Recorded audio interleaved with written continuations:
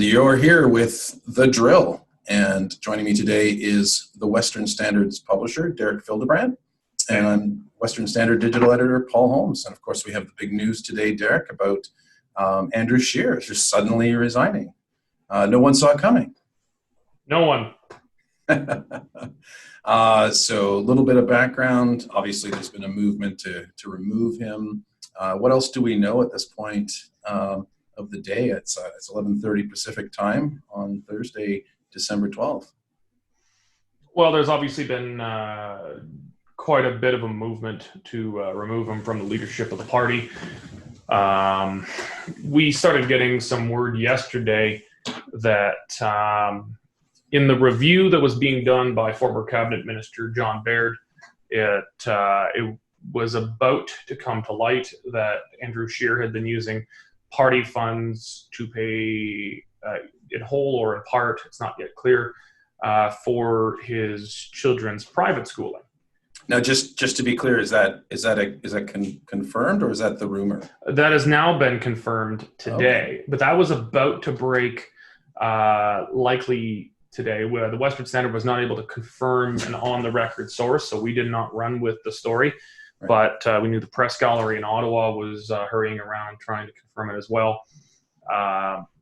It probably would have been a pretty big knife in Scheer at that point. I don't think party members who are giving money to win elections would be happy to see their donations going to pay towards someone's private school. Right. For someone who's lived in government mansions for a decade, and has obviously got the money to pay for their own kids' schooling if they don't want to send them to a public school. You probably remember in BC, I think it was Christy Clark that had the party was paying a stipend for her clothing allowance, a fairly significant clothing allowance. And so that's not unprecedented. Right? It's not unprecedented for parties to top something up, but in this case, members were not told about it. It was done secretly. It's a not widely known fact, actually, that members of the Conservative Party of Canada have no say whatsoever how the money is spent, even the elected National Council of the party. It's actually run by a shadowy organization called the Conservative Fund of Canada, right, which is more or less just an appointed shadowy group. It's the fundraising arm, right? Well, it's not just the fundraising arm. It gets to decide how the money is spent. Sure. And so there's no accountability to the... And we're on a bit of a tangent, but there was this fairly significant story about to break and coupled together with really shaky caucus support and very large numbers of members saying he should go. With this about to come, I think the decision would have been made late last night that this blow would have been very painful. Even if he could survive it, there would be more coming. So Andrew Scheer this morning addressed the Conservative caucus, informed them he was resigning, and then stood up right afterwards in the House of Commons and said he's out. There we go, one and done. But he says he's gonna stay as the leader on an interim basis. Now that he's given notification of resignation, it's actually up to the Conservative caucus to decide if they want a new interim leader or not. It's not up to him, it's up to the caucus. My guess is the caucus is probably going to fall in line and let him have this on an interim basis until the new leader is chosen.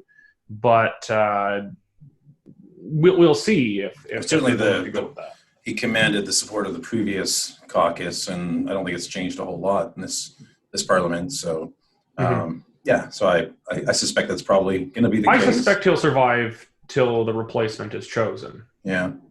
And who's that going to be, Derek?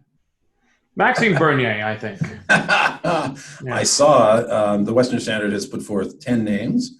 Don't know how long that one's been already pre-prepared. Actually, that was written, that article came out either the very first day or the second day of the Western Standard's existence. There we go. So that was written some time ago. We just essentially replaced it and put it back up. Not much has changed. The only thing we would probably add to the list now is maybe Don Cherry should be on that short list. Sure, yeah. I noticed, so we could talk about the people on that list a little bit. Maybe what I'll do is I'll just list the folks that are being speculated, and we could talk about the ones that maybe are not on there. We have Brad Wall, former Saskatchewan Premier, Rona Ambrose, the former interim leader of the Conservatives, who, of course, did a very respectable job. Everybody sort of seems to agree. How about Jason Kenney, Premier of Alberta? Michelle Rempel has a popular following, obviously very significant on social media. I'm not sure about Maxime Bernier at this point, but he's on there. He's on the list. Max has done bolder things. So as crazy as it is, it wouldn't be the craziest thing he's attempted to do. Absolutely. Peter MacKay, that's, voice from the wilderness. That hasn't gone away. He'll be on any short list for the next Conservative leader as long as he still draws breath. Absolutely. John Baird ticks a lot of check boxes for electability. Aaron O'Toole, of course, ran against Scheer and Bernier. Pierre Poilievre, that's an interesting one. I'm not sure about that one either. And then Candice Bergen. I noticed that James Moore is not on the list. Number 11, way out of there. Yeah, I mean, James Moore's, he's a respected guy. He was a low to mid-level cabinet minister under Harper. Yeah. I can't think of I'm not including Jagmeet Singh as a British Columbian. He parachuted there to get a seat, and that's fine. That's what national leaders do. That's okay. The last British Columbian I can remember, correct me if I'm wrong, but I can't think of a British Columbian leader of a national party since Kim Campbell. Yeah, probably. And how did that go? Barely. Yeah. Well, I'm not blaming BC. I'm blaming Kim Campbell. Yeah, there's been a few NDP leaders. I think the Johnny McDonald was representing. He Victoria did a Jagmeet Singh. He needed a seat, and he went out to Victoria. He was from Kingston. But I suppose no. But I thought Victoria's recently repudiated its history with Sir Johnny McDonald. So you don't get to claim it anymore since you took the statue down. Yeah. I didn't personally take the statue down, just for the record. I heard you didn't. All right. So do you want to talk about some of these folks, or should we leave that for? Well, we got to. Some people said when we posted this article, they said the body's not even cold yet. Well, that's because we wrote this a month and a half ago. But we, it's obviously very topical. We put it out. Any you like? Well, Maxime Bernier, but I don't think it's happening. Actually, I talked to Max this morning. We're going to be doing an exclusive with him on his reaction, but big surprise, he's not coming back to run. I actually think he did win last time. The results were destroyed before they even announced it. I think they were rigged. I don't think he's going to try his hand again. I don't. It was so close that anything is possible. It's how do you feel about Epstein as well? Is that? I'm not being that conspiratorial. Well, no. Epstein did not kill himself. There we go. You don't get into inside job Twin Towers stuff by thinking Jeffrey Epstein. I think you are a conspiracy theorist if you think he did kill himself. So fair enough. But I don't know. I think Rempel can make a strong run. She's very popular in Alberta here, especially around Calgary. What about Brad Wall? I've always respected him a lot. Well, it'll be interesting. There was a lot of kerfuffle last time about if there should be another Western leader in a row. If you look at kind of the broad historical lay of things, you had Preston Manning, Stockwell Day, Stephen Harper, and then it was like, well, can we have another Western leader? And if you include Andrew Scheer as a Western leader, he's spent the vast majority of his career in Ottawa, but sure, you represented a Saskatchewan seat, so sure. But we had another Western leader, Saskatchewan being our little brother province. Yeah. So that raises questions, about an Ambrose, a Kenny, a Rempel, a Wall. I really like Wall. I think he's probably have to have a bit more than he deserves. He was a good premier of Saskatchewan, but he wasn't this great reforming libertarian conservative. But he did a good job turning Saskatchewan around. But I think there's going to be a lot of pressure to elect someone not from the West in this leadership, because if we're kind of going through, if the chronology goes to the Reform Party, not the PCs, there has been Western leaders since 1988. And so I think Ontario, or the East in general is going to seem to want to have its turn in this leadership race. So if it is Ontario, of course, one candidate that ticks every box is Mulroney. Do you think she's? I was wondering which one. I mean, well, not the TV star, but the other one. Well, the TV star would be the more comparable to our prime minister right now. I don't. Yeah, Karen Mulroney. I mean, it's not entirely fair to compare her to Justin Trudeau. She has actually accomplished something in her life prior to politics. She's an accomplished lawyer, I think, in corporate law, but I can't say. She's an accomplished lawyer, very intelligent, gone on to do a lot of things. Of course, her family name has given her profile that she would not otherwise have. That's impossible to say it's not true. But it's much less true than it is with Trudeau, where it was just simply the golden ticket. That being said, she is very much she is the definition of a Laurentian elite, just on the Tory side of things. So I don't think Westerners would be pretty happy. The last time we had a Mulroney, we got the Reform Party out of it. It went so badly. But will she run? I don't know. I mean, she ran for the Ontario PC leadership, did decent. Obviously didn't win. There's been a lot of phone calls to her this morning. So. Oh yeah, I'm sure it's being chatted up. It is possible that she will. I could see it as conceivable she runs as the Laurentian candidate. I think the punditocracy has been saying that the Conservative Party is too Western, which drives me crazy. They didn't even run on even minor tweaking of equalization. They didn't run on very much that was particularly strongly Western. Westerners are generally willing to vote for the Conservatives because they'll screw them less badly than the other main parties. Right. But except you're on Vancouver Island. you're your own little world there, which is kind of what I love about you guys. Yeah, it's adorable. It's a greenish orange. Yeah. But yeah, I mean, you could see someone like Carolyn Mulroney run as someone that the media like because she checks the boxes of an Laurentian elite. And I don't want to take. She's a very smart and capable woman, but she's not particularly conservative. Well, and she's certainly not Western in her outlook. A lot of people, and I would say in particular, a lot of people in Ontario that are party supporters and beyond are going to be looking at electability. That's where I think. They're going to be looking for somebody moderate, centrist, somebody like her, somebody like Peter MacKay. I think when the first polling numbers come in, we're going to see names like that near the top, in double digits anyway. So. Well, electability is important. It tends not to be at the top of my list when I'm looking at candidates, which really? is perhaps why I didn't make a particularly good politician. Is I vote for the most conservative, the most Western candidate every time. Can't imagine. Electability factors in, but it's not in the top 5. Yeah. I don't want someone who's going to get us nothing, but they want someone who's going to appeal in the GTA and in Vancouver and Montreal and Quebec. Yeah. I mean, they can do well with that.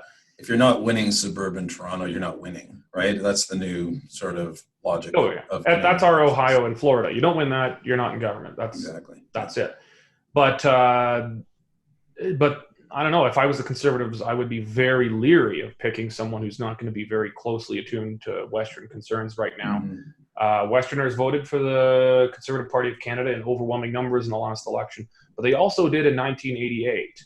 And then in 1989, they started electing reformers in by-elections and Senate elections. So they've got to be very careful with what to do. They're between a bit of a rock and a hard place. Are they going to continue to be a Western party, as they're accused of being by the Laurentian media? Or are they going to be a more Laurentian-friendly party, but risk giving an opening to something new in the West, which has got a market for it right now, but is not yet there so long as there's a Saskatchewan leader. So if you had to predict today, and that, I know how much you love to do this, who's the front runner, or who are amongst the potential front runners when the poll numbers start coming out? Well, we just don't know who's going to run yet. The first poll will be speculative anyway, right? Yeah, unless somebody says explicitly that Jason Kenney will be on there. That being said, I'm really not sure he can run. I've always thought he would want to. There's pretty strong signs he does. I'm not sure he will, though, for a number of reasons. The RC, I'm not sure how well you're following this there, but there are some very serious RCMP investigations going on right now that he might get away with in Alberta, but could be very damaging nationally, where people are less willing to vote for a fence post as a Conservative candidate, as well as, and this isn't something I thought of as an issue until about a month and a half ago. Until a month and a half ago, he could probably have a pretty safe bet of more or less appointing his successor. I'm not sure that's the case anymore. If he were to vacate the leadership of the Alberta UCP, there's a good chance a separatist could win. And then all of a sudden, you've got an independent supporting government in Alberta without even an election. And I think that'd be a real danger. So I'm not sure he runs. I mean, it is possible that he does so. I think it is his ultimate ambition. But I don't think he will, because there's some pretty big circumstances lining up against them. But, yeah, and as we talked about on the pipeline this week, he is he's pretty firmly in, he has a lot of fixing to do right now in Alberta, and until he does that, I don't see him making that transition. What he would claim is that he has to go to Ottawa to fix these things. Right. I mean, that would be his excuse. But anyway. If Brad Wall wins, he'd be enters the race. He would be very hard to beat. I think he'd be the instant front runner. He'd have the support of the West. But you then have, the Laurentian media chirping away that, this is just a Western party, blah, blah, blah. And, Westerners want a Western party right now. And if they don't get it in the Conservative Party, they might look elsewhere. And there is nothing else right now that's likely to break through. I mean, the PPC shares a lot of the values, but it's not a Western party. No. So, but Western party can't, by definition, be led by somebody from Quebec, right? As much as many Westerners might like the idea, no, I don't think it works. Fair enough. All right. Any other comments before we wrap this up? So much, right? There's a lot. It's coming hot and fast. There's a lot to take in, but. The Conservative Party is now going to have a bit of a bloodletting. Andrew Scheer did not go willingly. I think he was probably sat down by his inner circle, and they said, "Do it now, or it's going to go down bloody." I believe for some time it was inevitable he was going to go. I didn't think he'd go before Christmas, but I think this saves him a lot of grief. I think this saves the party a lot of grief. They won't have to spend, especially since they're in a minority government, parliamentary. They have to have a leader up and running as soon as possible to face a general election, which will come sooner than 4 years from now. And Andrew Scheer hanging on to the spring when there was really little chance of him surviving it anyway, was not putting his party first. He's now, I don't think this was necessarily done for the party. It's better for the party to get this out of the way. So the Conservatives would be probably wise to have a leadership race that wraps up no later than the fall of next year. All right. Well, there you have it. That is the drill. The big news today, I was going to say Jason Kenney, not Jason Kenney. Andrew Scheer vacates the leadership of the Conservative Party. So lots more to come. Stay tuned to westernstandardonline.com for the latest breaking news as it happens. Thanks for joining me today, Derek Fildebrandt, publisher. Best slice.